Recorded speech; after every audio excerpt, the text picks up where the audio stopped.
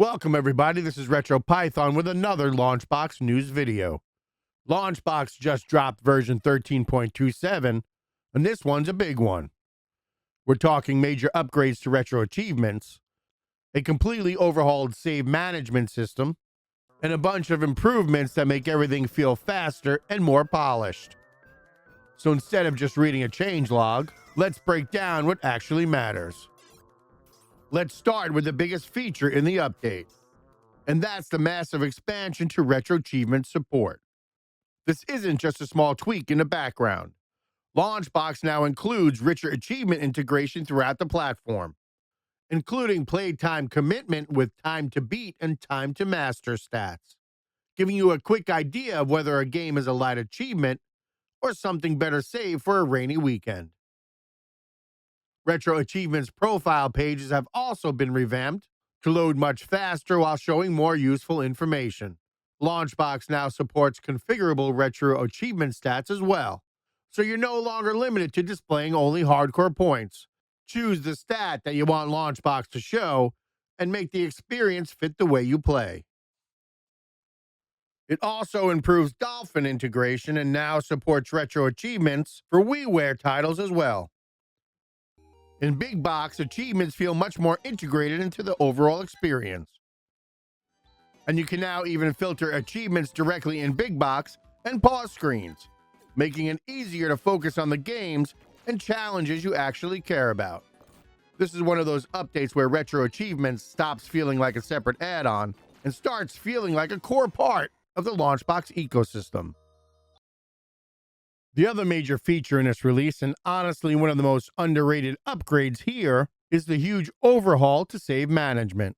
LaunchBox now offers significantly expanded save tracking with automatic backups, backup on close functionality, backup limits, manual backup scans, and save version history tools.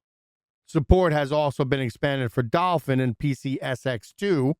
We now have save management across platforms like the Nintendo GameCube, Nintendo Wii, Nintendo WiiWare, and Sony PlayStation 2, along with improved RetroArch save support for the Manaf Saturn Core. If you ever lost a save file, wanted to experiment without risking progress, or just wanted better organization for your emulators, this is a serious quality of life improvement that power users are really going to appreciate.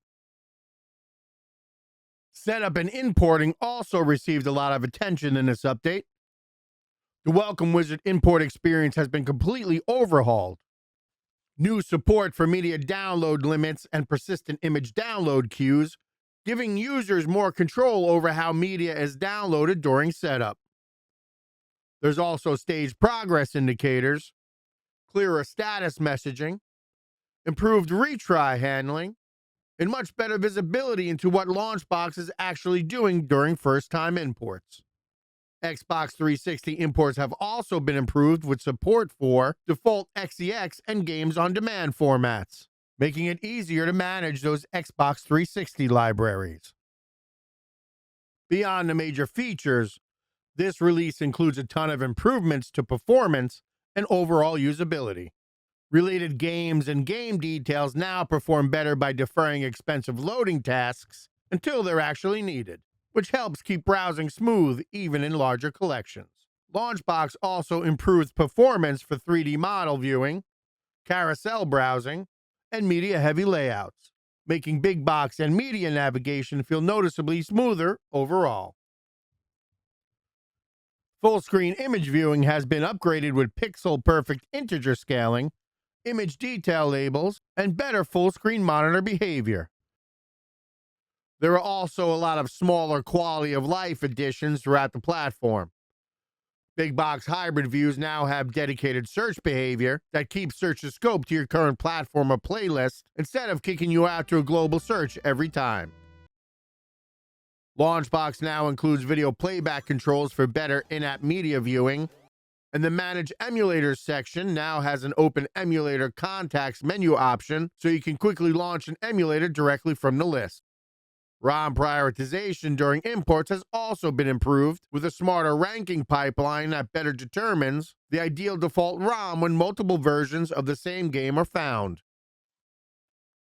One small but very welcome change is that LaunchBox system tray support is now completely free for all users, including options to always show the tray icon, minimize to tray, and close to tray. It's a smaller feature compared to the others, but it's a nice quality of life addition that a lot of people are going to appreciate. Overall, LaunchBox 13.27 feels less like a routine update and more like a major refinement across the entire platform. Retro achievements are finally becoming deeply integrated into the experience. Save management has evolved into something genuinely powerful, and the overall interface feels smoother, smarter, and more polished throughout. If you've been waiting for a good time to update LaunchBox, this is definitely one worth checking out. As always, questions, comments, drop them down below. This is RetroPython for LaunchBox. Until next time, happy gaming.